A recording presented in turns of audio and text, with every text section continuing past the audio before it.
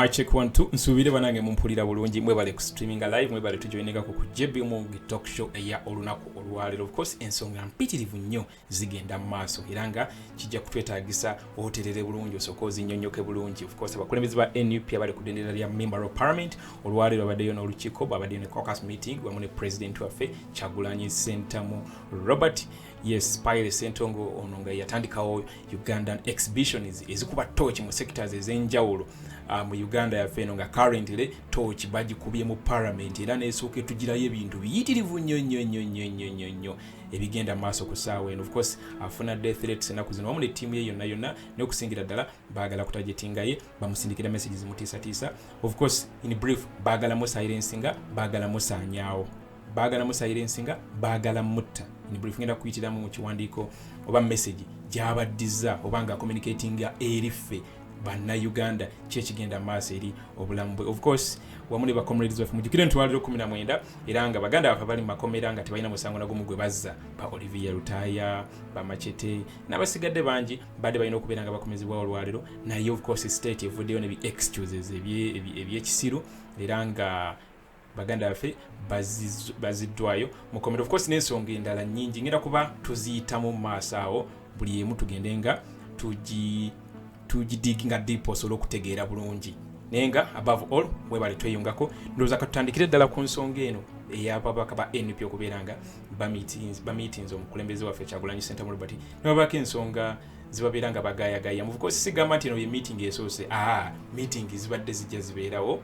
naye olwaliro ebaddemu ababaka 34 abamu of course bali ku mirimu egy'enjawulo nga abali eddokolo okubeera nga bakuyiga Harriet ageno then abali of course bali ku duties ez'enjawulo era secretary general actually akugambye nti tewali meeting gye baali bakubye ababaka bonna ne baatendinga because abamu babeera ku duties ez'enjawulo naye of course atugambye nti in this particular case abasinga basendinze in apologies ne babeera nga badde tebasobodde abo abatasobodde basendinze in apologies n'agamba nti abataano tebasobodde kusendinga in apologies era nga bagenda following up that issue. Naye ensonga lwaki ensonga eno eri very serious because media platforms zigezaako okuteekawo ekifaananyi nti waliwo ekizibu mu NUP, there is a clash between Mpuuga and His Excellency Bobiwine era walabe jjo NBS olunaku lwajjo yavuddeyo n'ekibooziboozi yo ne crafting emboozi yaayo nti abakulembeze ba NUP bagenda kutuula kwogera ku nsonga zino ne bascriptinga ne bye tugenda okwogerako.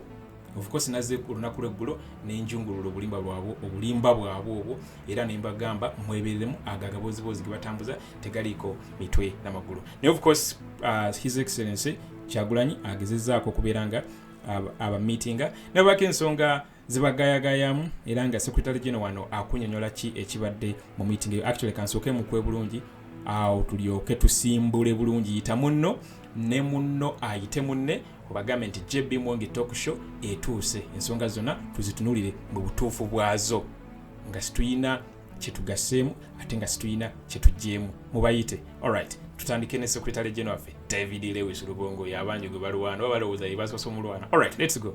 Ne bakansala neki olwaliro twali n'olukiiko lwa members of parliamentary caucus era ne twogera nabo ku nsonga ez'enjawulo. President yaliyise ababaka bawaddeyo leero babadde 35 kubanga yabayise ekyo bawadde short notice. Ababaka abamu nga bali wabweru w'eggwanga abalala nga balina ebirala babadde badiringa nabyo abamu nga bali ku mirimu egy'ekibiina abamu bali dokolo n'awalala naye abo basendize in apologies. Of course batono nnyo mulimu abatono nga 5 betutafunye apologies zaabwe naye abo tugenda tumanyi bulungi nnyo era bagenda kunyonyola lwaki badde tebaliwo oba ki. So teri kyamaanyi tubadde twogera ku nsonga ez'ekibiina president n'aba briefinga ku activities ez'enjawulo zetugenda kukola onaku ezijja mujja kulaba nga tubategeeza. Mpozi ensonga endala gyensobola okwogerako omulamwa oba president okusaba ababaka baffe bonna okubeera ku mwanjo gw'okulwanyisa obulyake n'obukenuzi kubanga lyaffe. Ekyo kyo sikyakyama era nga bwe ngambye ebyo twogeddeko awo byazaayogera ne ku rallies n'awalala wona kubanga ensonga gy'abadde encouraginga kuba mbadde mulaba nga leader of opposition n'awalala engeri gye tusazeewo nti kati tulina okuvaayo nnyo ku nsonga lyake kubanga lyaffe tutandikira ddala mu palamenti n'ebitongole bya gavumenti ebirala. So nekyo akyogeddeko n'abasaba bonna babiri ku mwanjo front line okulwanyisa buli activism abantu baffe ebintu bye batusuubiramu ebagala kulabya. Tulabyeko ababaka abamu nga bavaayo bagamba entereje emu kwasaganya ensonga za honorable mbi.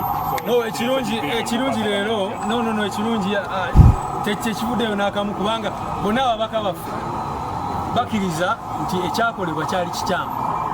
Tosobola kwegabanya ssente z'omusolo mu bumenyi bw'amateeka era abamu bagambye nti sigenda kugenda mu details ezimu naye kyolina okumanya nti ababaka baffe bonna kikumi ku kinaakyo bakkiriziganya ne NUP okuvaayo ne taking a firm stand kubanga nabo bakimanyi bulungi nnyo nti singa ekibiina tekivaayo ku bulyake ku buli bw'enguzi ku bintu bwe bityo then abantu baffe bajja kutandika kubuuza nti enjawulo eri wakati wa NUP ne NRM eriwa lwaki tuba twesiga NUP so nga namwe mukolanga ebyabali.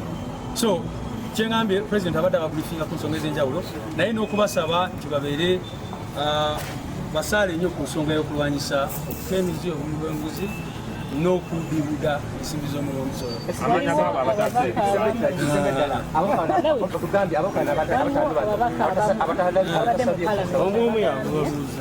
Temwabayita ate n'ekirala meeting mugikoze ekizimba kyasamba kyeddagala. Kyekugambye nti banange meeting eno tebadde ku nsonga emu yokka nga bwe nkugambye meeting eno ya bulijjo ze tubeera nazo era nga bwe mulaba meeting yayitiddwa olunaku lwajjo simanyi lwaki mugizimbi efuuse nene nnyo sirabangako nga mugize bwe muti kubanga meeting zaffe zibeerawo buli kiseera era abuuzaawo bonna bonna bajja kugamba nti tubeerawo ne meeting zaffe bulijjo naye teri mubaka wa parliament owa NUP atayitibwa kubanga message eyo bulijjo ezibayita ziteekebwa ku mukutu gwabwe fena bwe tuliko.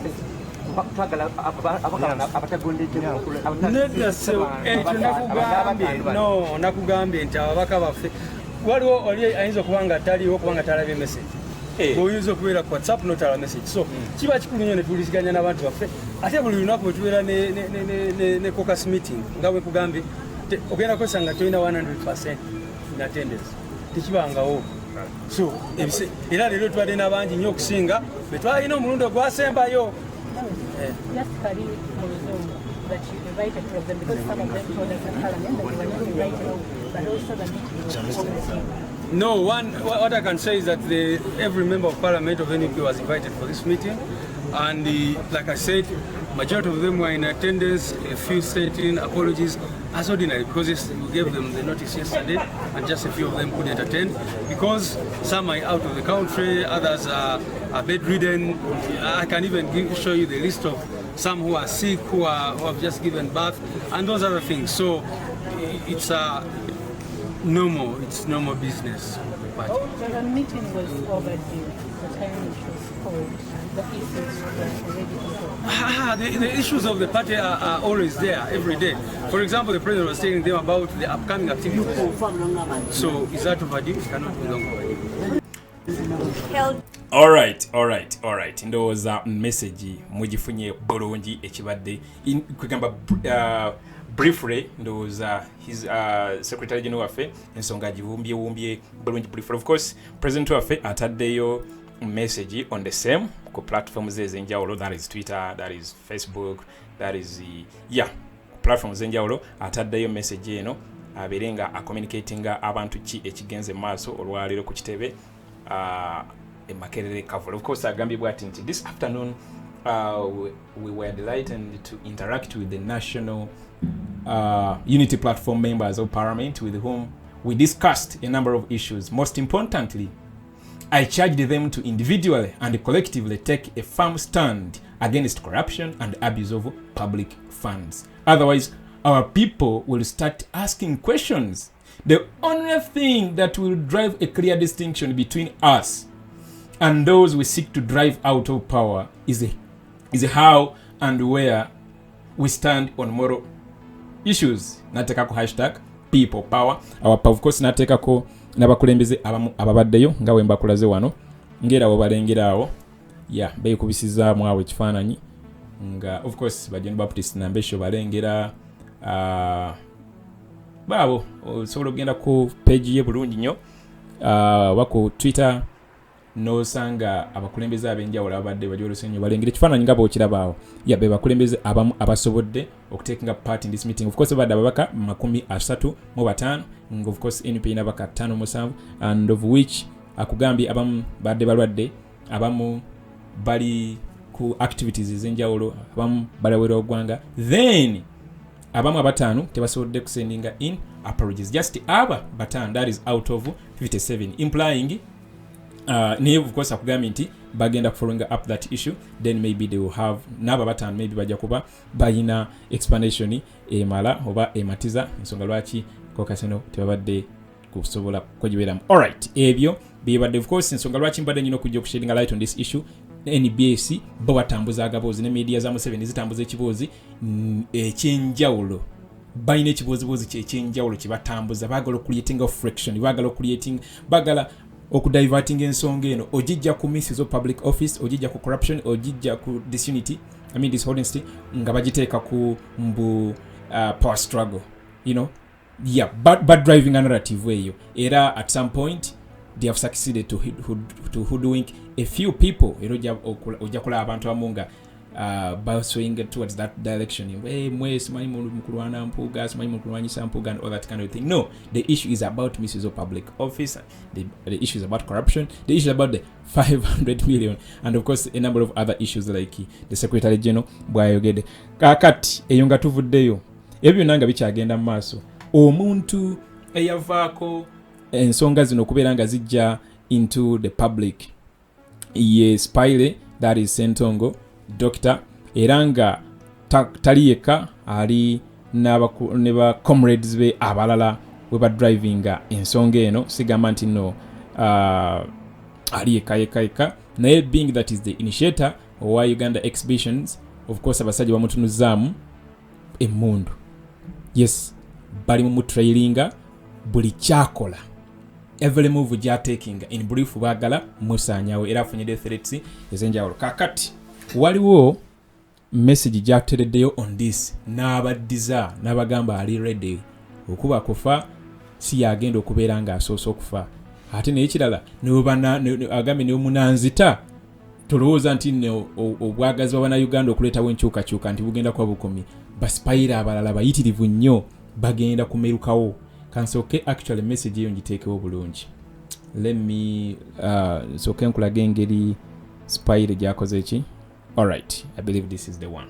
Okay, wano mbeera ku X yange bulungi nnyo eya JB Muwonge kuba tweets zino nzi repostinga, naawe obeerenga obanga onfollowinga ku Twitter obeerenga ozifuna bulungi. Nyina omukisa nti n'omukulembeze waffe followinga bulungi. Alright, let's dive into this. This is very, very important. Spire agambye, I am authoritatively aware that Parliament has secretly asked UCC for all my communication details and the job has started, including tracing who I talk to, what, when, where I stay, the time of day or night I last communicate, movements, etc. This may include intentions to harm me. UCC, you may accept to be used in those evil selfish schemes, but whatever you are doing, I am aware.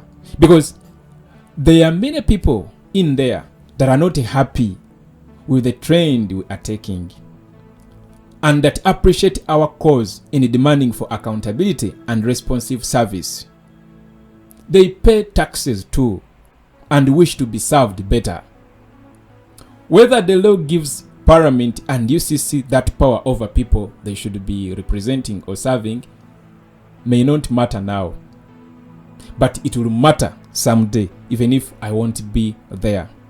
Nagenda masonga gamba, it is unfortunate that this is how they respond to public demands for them to account to taxpayers or citizens whom they purport to represent. How we go to this level of impunity and abuse of citizens and how we get out of it should concern all of us. It should concern us all, regardless of political affiliation. The system we've built is not sustainable and not safe for any of us and our children, including those currently benefiting from it. Sorry. You are riding a tiger and are thrilled by its speed, but it will eat you too. Nayongera nagamba nti sorting Spire or any other individual who is demanding for what is truly theirs is not going to solve the problem. Even if you kill Spire today, it will only multiply Spires and anger. More aggressive Spires will rise to avenge. Even if Spire keeps quiet, it won't stop the brewing anger facilitated by your arrogance, greed, abuse of citizens' goodwill, extravagance, and beastly indifference. Address the pains of the people instead of seeking to gag and destroy them. Of course, my death would be unfortunate to those who care about me and what I do, but I won't be there to feel it. There are only two possibilities of all this. There are only two possibilities for all of us. You are either alive or dead. So please, if you choose, shoot and feel good. It doesn't require many bullets to stop a heart. UCC, help them hold the gun. Much of what I wanted to do here, I suppose I have done it. And I am consoled by the natural assurance that many more will always pick the baton and do much more. No human can stop time. Man, it's such a painful response over, because imagine gwe kuba kafananyi okutte pen n'olupapula oli mukuwandiika this kind of a message.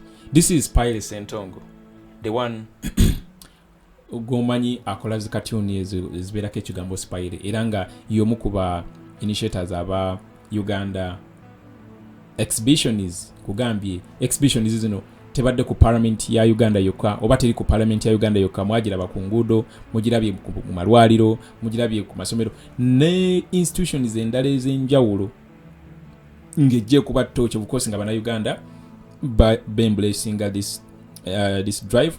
Like currently ejjayo ebintu biyitirivu nnyo engeri parliament gye saasaanyamu ssente y'omuwoomusolo, engeri Anita Amongi gye yeegabanyamu ssente y'omuwoomusolo to the point nti asobola okukozesa ssente mpitirivu nnyo $4,000 mpitirivu nnyo per diem, mpitirivu nnyo ssente nnyingi nnyo. Kati instead of addressing such issues, Joe oyo Anita Amongo bamugambako yawoza mbu atabasiyazi bali mumulwanyisa. For God's sake, abasasuzi b'omusolo ogwo gw'odibula bw'oti oyogamba nno basiyazi. Abannayuganda basasula omusolo ogwo kati ate bayita basiyazi. Mbu kati bali mulwanyisa, mbu simanyi kati baagala mujja mu bifo. Kati ate omudumu yagutunuliza Kadaga, mbu ate Kadaga yamulwanyisa. Kati bagenze kugoba borola olw'okuba naye yavuddeyo n'ayogerako ono RCC w'e Rubaga.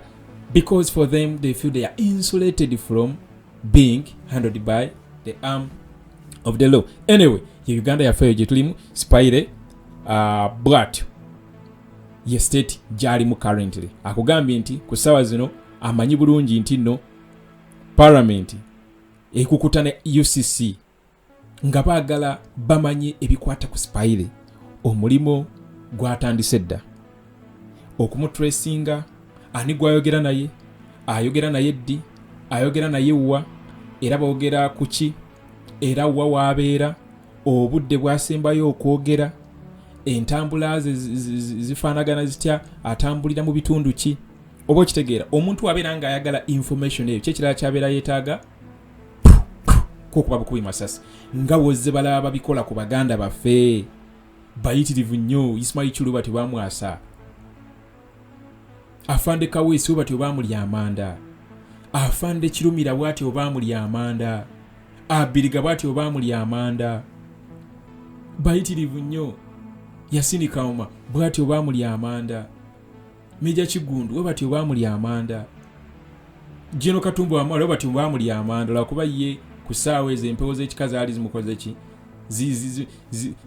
zimutambulirako ne Mukama Katonda we ng'amutambulirako n'asoma tuka amasasi motoka ye bagikuba amasasi 10 mwago amini bakikuba amasasi 5 mu mukaga solo kuddayo n'osoma articles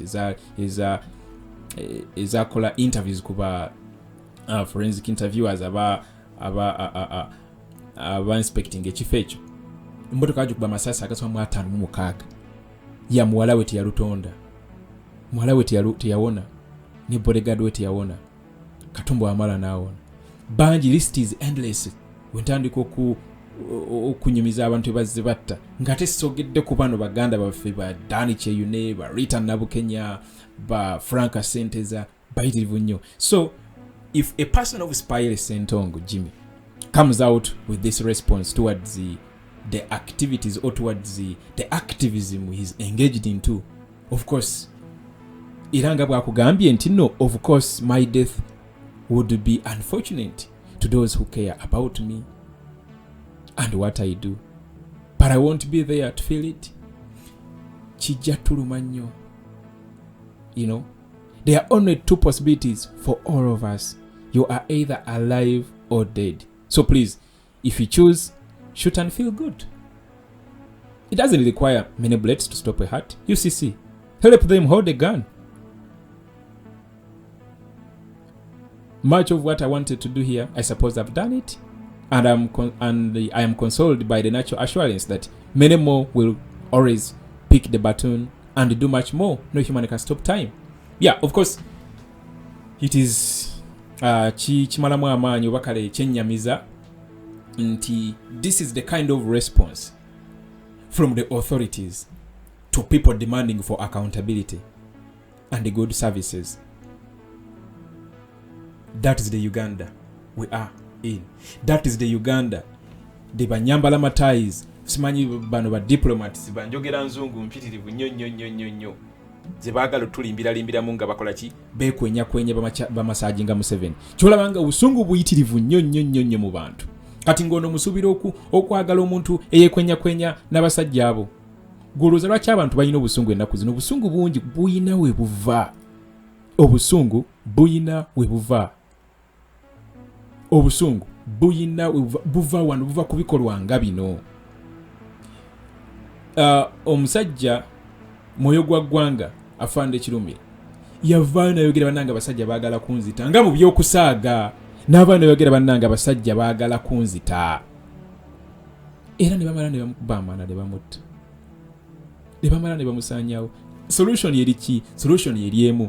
Ubanga oli kulaba live stream eno gye Bimonge Talk Show toddeeyo kulengera bulengezi bintu bino nsiba nkugamba naawe baako kyokola eggwanga lyaffe okubeera obulungi era nga ffenna kuganga naawe olituuka muli kweyagaza tekiyamba ono ali mu kulwanirira eggwanga libeere ddungi teriyamba nze devoting obudde n'enjawulo nenkutuusaako bino no kiyamba ffe ffenna kati gwoddeeyo n'oseketera buseketerezi n'ofuuka kubeera ng'ogenda kubeera ng'ocriticizing always nga gwe tolaba any fault mu nsonga zino oba otulyamu bulirukwe kwegamba oba totuyambi oba totugasa n'omulundi n'ogwo mu muganda wange wenyigire mu nsonga zino beerako kyokola gwe mulamwa omukulu beerako ne kyokola. Nsiba nkugamba nti no human nature buli muntu alina engeri gyali unique mu ngeri emu oba endala olina kyosinza ku munno ne munno alina kyakusinzaako kati tukozese that indifference.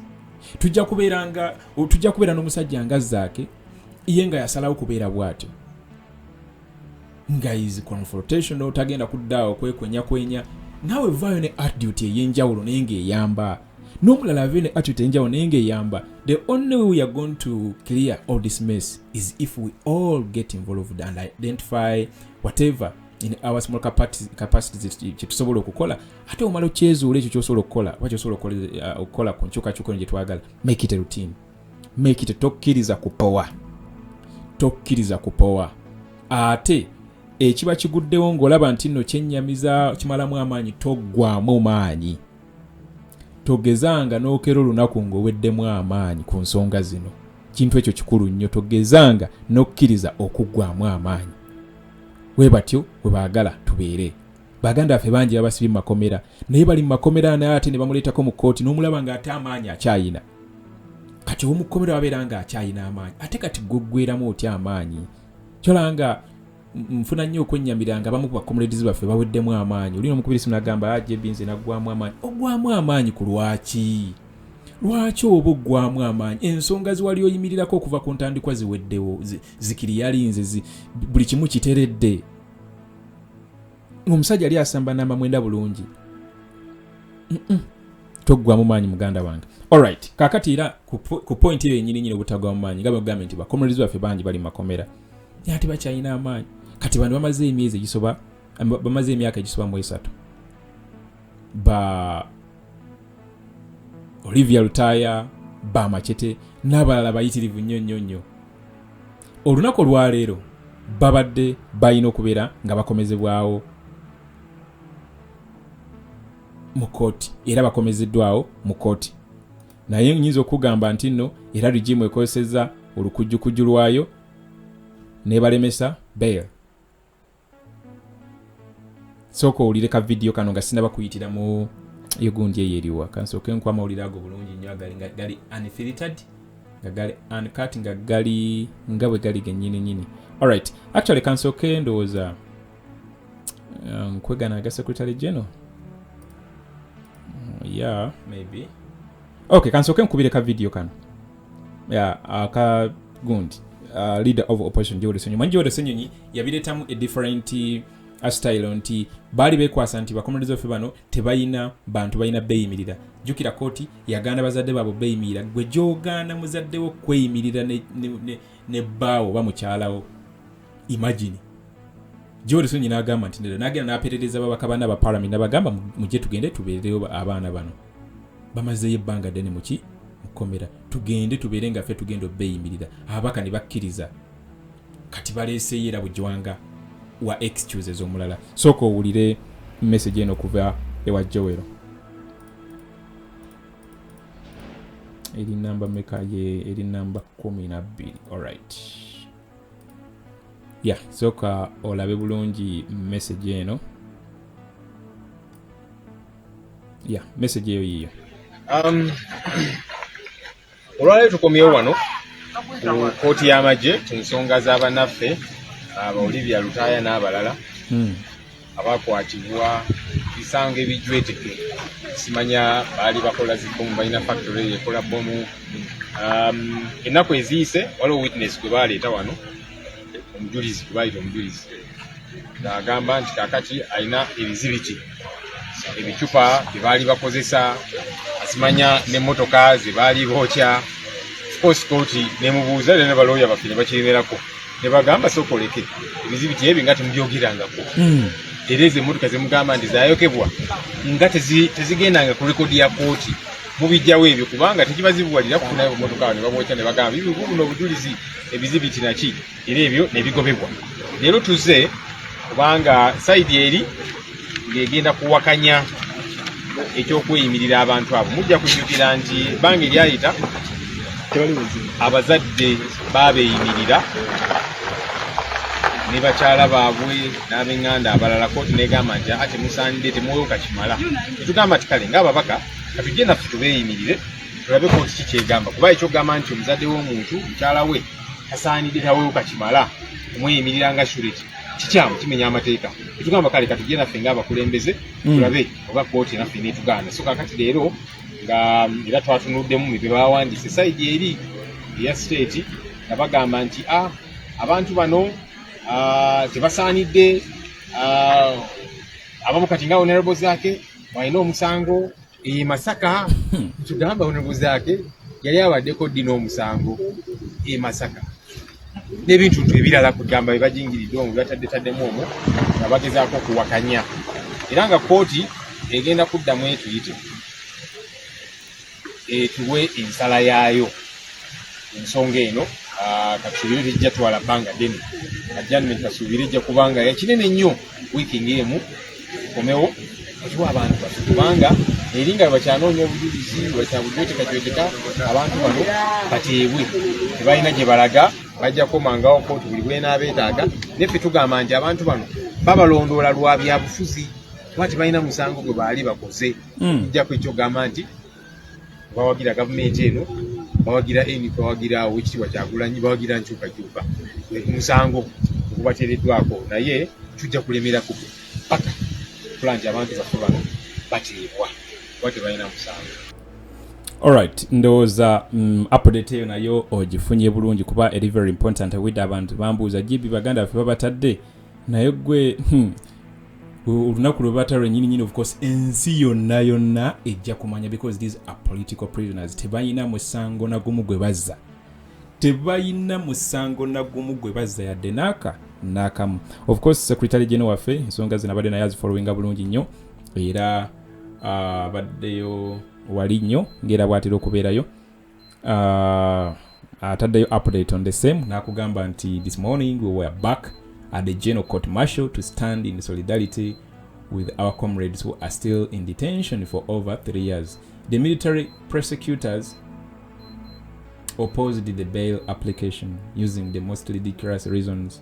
The very people who said their parents could not stand surety for them the last minute are now saying political leaders shouldn't stand surety for them.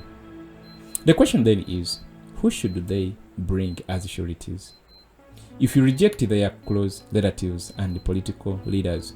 Anyway, the matter has been adjourned to the 15th of April next month for them to give a ruling. Yes, ensalawo egenda kubeeranga ya nnaku z'omwezi nga 15 omwezi guno ogujja ogwokuna. Yeah, naye nga currently ensonga ezo bwe ziyimiridde. Kyennyamiza nti osangayo kuba omusajja ono David Lewis Lubongo of course ali kwalaali bali just baagala kukozesa propaganda waabwe. Ate n'ekirala kyenjagala okujjukiza abo babedi se basoose okuba David Lewis. Yeah, se basoose bamukubidde ebbanga naye yabe yatuuka nga olaba bavuma His Excellency Bobiwine otuuka n'okita n'osigala kukola bibanyiiza. N'osigala kukola bibanyiiza. So bali ba political opportunists mu political process mubaveeko tebayina kye batugamba, tebayina makulu. Tomulabangako yadde nti oba ayina wasemberedde ku ensonga zino engeri gye ziddukanyizibwamu. Ayinza n'okuba tamanyi na baana bameka bawambiddwa, bameka bali mu makomera. Banyiiza bunyiiza naye nga bwe nakugambye olunaku lwajjo balina intention zaabwe. Ngamba kali ka group akeefudde nti kaagala kubeera rebel in NUP. And of course this is a people's party. It's not a personal property. It's a people's party. Ate ffe tuwa ebiragiro ffe bannayuganda nti ekibiina kiyinza okukwata empola naye ffe nga twasazeewo tuba tusazeewo. You understand? Ebyamateeka bidda wali ebbali. Obanga oyokyezza oba oyokyezza toyinza kulya ssente za Museveni nobaako ekirala kyotugamba. Oba oyokyezza kabaka weddemu kuba kulya mu nsirukwe. You know, kuba kulya mu nsirukwe. Ebyo nga bikyagenda mu maaso. Of course olwaliro nga bakugambye nti NUP Caucus meeting ebaddeyo. Secretary General waffe akusigidde ekifaananyi biki ebibaddeyo. Abaka joininga live broadcast eno ku ntandikwa nabawadde bulungi update eyo yonna. Naye of course ensonga ezimu kuzibayogeddeko of course nga Secretary General wakugambye kwe kuggumiza ensonga y'okulwanyisa okozesa obubi office n'okulya enguzi. Ensonga eyo kubanga president yennyini abagambye nti bwe tutakola kintu nga kino kati nga wano babagambye nti I charge them to individually and collectively take a firm stand against corruption and abuse of public funds. Otherwise, our people will start asking questions. The only thing that will drive a clear distinction between us and those we seek to drive out of power is how and where we stand on moral issues. Ebyo nga bikyali awo president nga amaze otuwa update eno. Of course ensonga eyo ekyali mu parliament.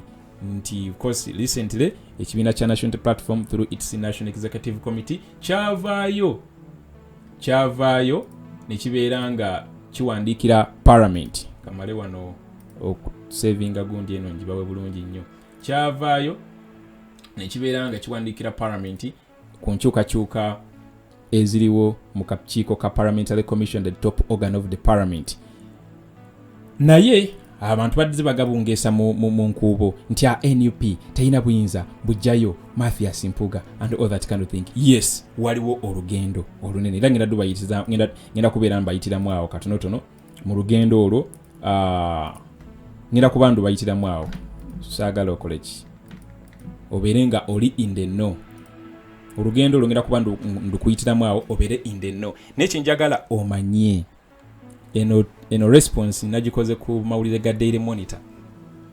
Waliwo Daily Monitor mawulire ge yatadde yawo ng'esigira abantu ekifaananyi nti akasozi NUP kugamba akagirindiridde mu kugezaako okujja Mathias Mpuga ku kakiiko ka Parliamentary Commission. So of course nabazembuzi ne bagamba ngera wolabaawo nti of course it is evident that for Mpuga to remain in that position is for the interest of the NRM.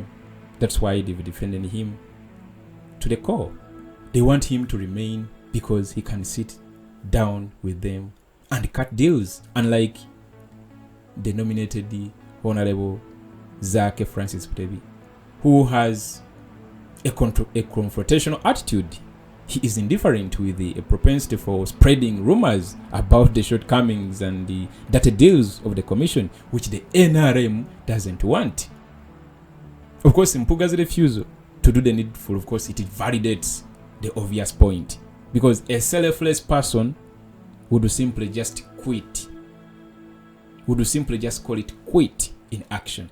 That's the response. Nabagamba omanyi ntirangena nengena ne ku posters bakola netuba batolinga bulungi netuba sigira ekifaananyi ovu fe engeri ebintu gye tubirabamu. Kakati ebyo nga bikyali awo, njagala nkutwaleko ku article eno. Of course era Daily Monitor yivuddeyo nayo ngesigira abantu ekifaananyi. Njagala bwetegereze bulungi ensonga zino, naye kyenjagala omanyi at the end of the day bwalemerayo aba ayamba ffe wegamba abeera validating point nti bulinaku kiri bwe kiti. Alright, katugigendemu era ngeno yegenda okusemba ku show yaffe eno olunaku olwaleero ya JB Muwonge Talk Show. Nabagambe njagala nnyo okukola these shows artisting nga ziri either 1 hour oba less than 1 hour okubeera nga kyanguyiriza abantu abasobola zidownloadinga ne bazispreading across different platforms. Alright, katusooke tugende into this. Of course, ejiya bulungi ekifaananyi naawe artisti osooke okitegeere bulungi. Bagambe nti National Platform Party will have to overcome 3 major hurdles if it is to succeed in dislodging its member and former leader of the opposition, that is Mathias Mpuga, from his current seat as parliamentary commissioner. The hurdles include convincing legislators, majority of whom are from the ruling NRM party, to vote in the opposition party's favor as they seek to evict Mpuga, according to the, of course, as they seek to evict Mpuga. According to the House rules, 177 members must sign on the NUP notes calling for debate on the matter, while 265 members must vote in favor of the motion. Mr. Mpuga is the second opposition member on the Parliamentary Commission, the top body governing the House, a position he has held since December last year after his party adopted him as leader of opposition. Yeah, of course, I have to explain to you this, and I've always labored to explain to you that the Parliamentary Commission, the top governing body of the House, eberako abantu 10 nenga babiri bava ku ludda oluvuganya. Omu by default ye leader of opposition, then ne wabera commission omulala ava ku ludda oluvuganya. This time round that is Mathias Mpuga. Wetuyongerayo, of course, kifo kina kibaddemu since December. Wetuyongerayo, NRM has 3 backbench members on the Parliamentary Commission, which is chaired by the Speaker. The other commission members are the Deputy Speaker, the Finance Minister, the Leader of Government Business, that is the Prime Minister, and the Leader of Opposition. Mr. Mpuga's was started about 3 weeks ago after documents leaked on social media indicating that he took part in May meeting that awarded him and the 4 parliamentary commissioners 1.7 billion shillings as a service award. His party asked him to return the dirty money, apologize to the country, and as well step down.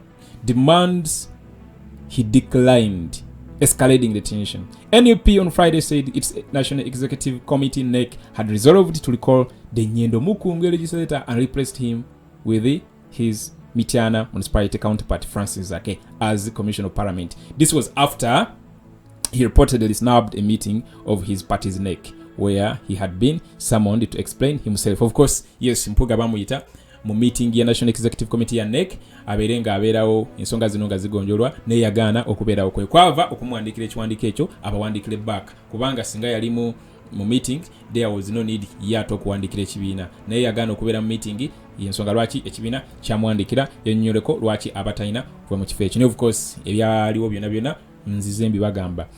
The NUP leadership also described his defense on the matter as unsatisfactory. Mr. Mpuuga, according to the NUP statement, did not make any attempt to respond to the specific accusations leveled against him, which prompted the party's top organ to recall him on account of corruption, dishonesty, and abuse of office, and to notify Parliament of the same. The nomination of Mr. Zake, according to NUP, was informed by the fact that he was illegally removed from that role in March 2022 to pave way for the grand corruption and the questionable dealings of the Parliamentary Commission that have now come to light. Mr. Zake was removed from the same position following a vote by 155 legislators after he reportedly attacked the Speaker. The Constitutional Court in September last year quashed Parliament's decision and reinstated him. Of course, the Constitutional Court quashed the parliamentary decision and reinstated Zake, although the Parliament leadership refused to implement the court's ruling until his term expired. And the party nominated Mpuuga to replace him. Yeah, of course, the court yasambajja era court nesazaawo ekiwandiiko decision ya Parliament. Era in brief Parliament yali erina okuzzaawo Zake mu kifo ekyo. Naye Parliament yagaana negenda nge wanvu yensonga negana paka tamu ya Zake oyagwa kati oyagwako of course ebera myaka 2 kitundu ne balyoka balonda Mpuuga obo kitegeera bulungi. Yeah, unlike in 2022 when Speaker Muwonge easily mobilized the MPs mostly from the ruling NRM to remove Zake from the commission, NUP will find it difficult right from initiating the process. Removing a commissioner is guided by Rule 110 of the Rules of Procedure, an official document that guides the running of Parliament. Writing motion, other hurdles that NP faces are writing a motion with evidence to support the grounds of removal that will be accepted by the clerk to Parliament, and convincing 265 MPs during the voting of the motion. 2 weeks after the initiation,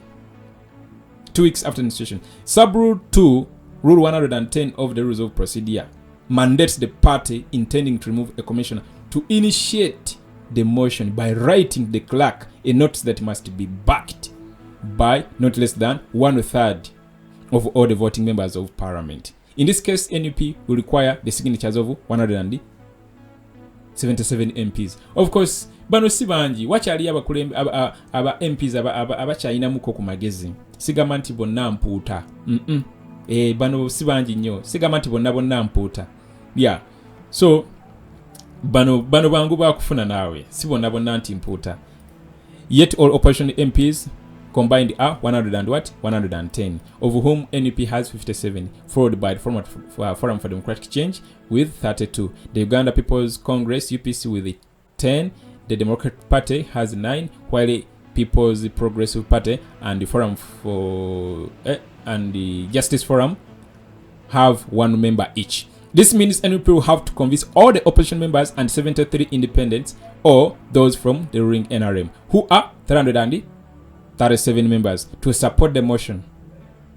Parliament's Director for Corporate and Public Affairs, that is Chris Obore, yesterday said the clerk had not received any notice yet. Of course, tebanaba jiwandika bagambi mu week eno bagenda ku initiating a process. Of course, NUP yagambi it is going to initiate this process this week. To the best of my knowledge, the clerk to Parliament has not received any notice intending to remove any commissioner. And as I said, Parliament has a way of handling every issue. Politics can be played anywhere, but when it comes to work, Parliament handles carefully, he said. NUP Party Deputy Spokesperson Alex Waiswa, when contacted yesterday, said the House will be notified about their intentions soon. What we are doing is within the legal framework, and we can assure you that we will handle it, he said. On illegalities, you are wrong because you are interpreting it that way. Laws are not interpreted by that institution, we will handle, Mr. Mfumiro said. The second hard step the NUP out is convincing the clerk to Parliament, Mr. Adolf Mwesigwa, that indeed the former leader of opposition abused his office. Mr. Mwesigwa was part of the May 6, 2022 meeting, 96th Parliamentary Commission meeting, which passed the decision of awarding Mr. Mpuga and his colleagues the said sum of money. That is 1.7 billion to 4 people. You guys, that is too much. That's too much. Mr. Obore has on several occasions said Mr. Mpuga did not break any rule. Of course, that's what I've been talking about. Unti bamuwolereza. Yeah, baino muwolereza kuba badde banyumirwa engeri gy'addaaba opposingamu. Should NUP convince the clerk to Parliament after securing the 177 signatures, he will then place the resolution on the order paper. What NUP needs, sub-rule 6 of rule 110 states, a commissioner shall be removed upon the vote of at least half of all voting members of Parliament. This means that the NUP party will need the support of 265 members, and yet when you combine the entire opposition and independent legislators, they are 183 MPs, meaning they'll need 82 members from the ruling NRM to remove Mr. Mpuga. Removing Honorable Mpuga as a commissioner is a non-starter. It is void ab initio. No luzungu chi manyi babiteeka mu luzungu lungi. It is void ab initio, invalid from the start. Mr. Obore posted on his official X platform, formerly Twitter, on March 15. Let us watch how they convince the majority NRM party MPs and all opposition MPs, as it would be a good thing to witness, he added, when asked on the issue of numbers. When asked on the issue of numbers, Mr. Mfumiro said, numbers are a process of Parliament. We don't need the process of Parliament. We are undertaking the process of the party, he said. Alright, of course, that was it. Na ensonga lwaki nkwitidde mu article eno, lwansonga njagala kutegeeza nti a selfless person would simply just quit if that is the characteristics of a person of Mpuga. Kikingezaako kutegeeza nkugamba nti omuntu ateefaako yekka, omuntu atelowoozaako yekka, omuntu ateeka ebirowoozo by'abantu abalala engeri gye bafiiringamu. Ye kuba mu mutima n'agamba naye omanyi ekifo, it's just ekifo kireme tweyuza masaati ensobi nagikola kanzikakkane ekyo kiggwe. Kyo kingezaako kugamba, you know, omuntu ali selfless, a statesman akola ekyo kyolabanga at first it was just an advisory statement. It was not a statement calling for his stepping down over for his impeachment and all that kind of thing. I mean the first statement that came from the national platform, it was just advising him, and the meeting was informal because the president yabana agamba ensonga yagala gizikwata kisajja kikulu nga bakyali era baatuulanga abakulembeze naye nga mu kyama kya kweganga bonga bo nga tebagala nsonga, president agala nsonga ate ziwanvu yazigenda ate mu matabi g'ekibiina ate zigende mu seeka ate simanyi zigende mu neeka ate simanyi zigende mu peeke simanyi biki when I'm just saying neck in this context. Naye musajja naguguba. Lwaki bro? Akasente kangi. Eyo commission erimu akasente kayitirivu bro. Kangi. Gwenzo okwebuuza lwaki abasajja bafiirawo? Lwaki abedi bwanike ekifo yali akyagala kufa? Ubago bazaako of course yakwata pen olupapula n'akuuta ebbaluwa n'agiwandiikira secretary general nti bambi nkusaba akafaako zaake bakamugobyemu, bambi mbadde nsaba nze nkakole ki, bambi mukampe mbasuubiza ng'ensigena bayiwa values ekibiina ngera zikuuma bulungi. Naye nga of course omuntu asaba ekifo yatandikira ddala mu 2019 nga ajja kuba any decision party gyetaking oba movement gyetaking. Mukyajjukira people power we yavaayo ne ba coordinators okwetoola Uganda. Omusajja ono y'omu ku bba abasooka okukuba ekintu ekyo nti Kyagulanyi ebyo byakoze tetugenda bikkiriza nti ate avudde ku nnono era okubeera ate otandika okulonda abakulembeze oba ba coordinators bakutambuliza message mu Uganda yonna nti ate ekyo kati Museveni agenda kubagula ate simanyi.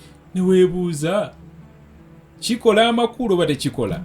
Twali twetaagisa abantu abatusigira ekifaananyi okwetoola Uganda oba tetwetaagisa?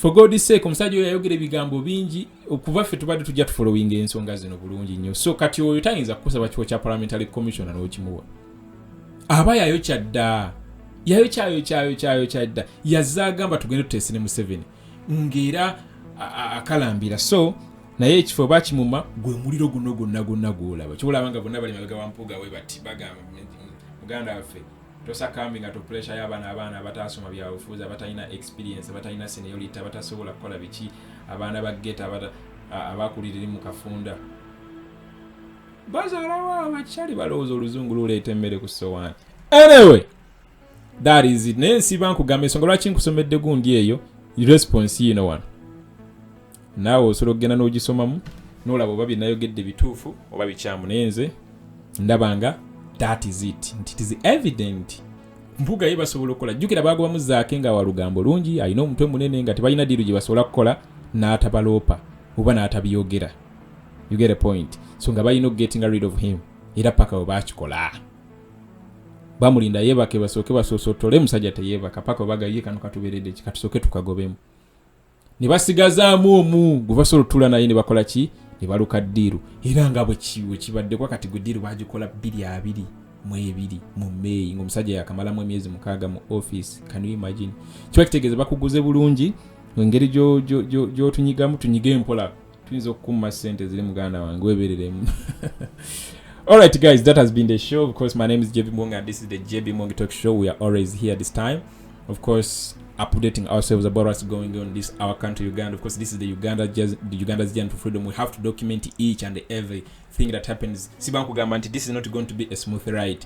It has always ebadde mu buwonvu n'obuko tebikwewuunyisa byebyo and like I've been saying these past days embeera eriwo casting olaba abamu bamezaabi wawaatiro balabanga banene nnyo singa ekibiina. These are the episodes of this revolution. Yeah, ojja kumanya these will also appear in those history books abaana baffe zibajja okusoma mu 2009 oba mu 13. Bajja bisomako bino, bajja bisomako nga osoma ku Mussolini n'engeri gye yagwamu era gy'ogenda okusoma ku Museveni n'engeri gy'agenda okugwamu era ekyamusuula. You know, Nancy bankugamba, will you be part of that success story? Fight hard to be part of that success story. Kizaamu amaanyi nga abaana abo bakubuuza wali bakubuuza naye nga artisti bazzukulu bakubuuza naye nga you have something to tell, you know. Yeah. Ensonga zisigenda sukako wano mwebale kubeeranga kwe mulimba lengera wano mu comment section mwena. Thank you very much for tuning in wherever you are. Of course, I always thank you for that because I know si buli muntu nti abeera ku shows n'abantu abamu ba giving up abamu tebaagala kumanya naye nsiba nkugamba muganda wange gezaako nga bw'osobola obutaggwamu ssuubi, gezaako nga bw'osobola obutaggwamu maanyi, gezaako nga bw'osobola okubeera nga naawe ofuna ky'osobola okukola mu nkyukakyuka. You can give advice, you can give financial help to comrades ab'enjawulo abafiiriddwako bazadde baabwe in this struggle, n'obayambako ku school fees. You can support different people in their different capacities. Naffe kenyini twatwetagisamu ka support here and there. Osobola ku reaching out ku muntu noga vubuka ono kam reaching mu kan inbox mweyo ka data kiba kimuyamba kimuzaamu n'amaanyi. You can do anything. Osobola gamanze ngenda kuwa nasoma byagundi ngenda kuwa abakulembeze amagezi ku nsonga zino. Osobola kuyamba secretariat yaffe n'ogenda n'otukira omukyala Kishifura n'omugamba Shifura ensawo ya welfare ngenda kuba ndopingamu akasente bwe kati kayambeko abaana abo abasibe, kayambeko families ezo, kayambeko here and there. Anything you can do. Osobola okubeera nga osharinga message eno gwe n'obeera nga wasalawo ku spreadinga message eno nga buli message olaba nga yankyukakyuka n'ogitambuza.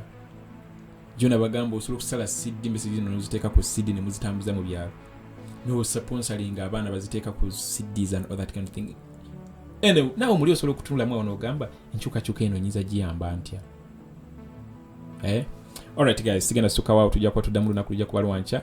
Mubadde balabi n'abawuliriza balungi manya nsigadde nze Muwonge and this is ositera bagamba ku subscribing ya obalwaki tekitera kunzijira nentera nnyo bajjukiza mu liking video eno kuba buli omugi likinga spreading afa simanyi lwaki sitabajjukiza subscribe nga tekitera kumbeeramu nnyo, I don't know why, naye at least for the case of liking it such that it can spread all over, kiyamba okujjako n'okuteekako notification alerts ezo mubeere nga temumissing out any update. Yeah, I believe that has been it. Tujja kuba tuddamu lunaku lwankya. Bye bye.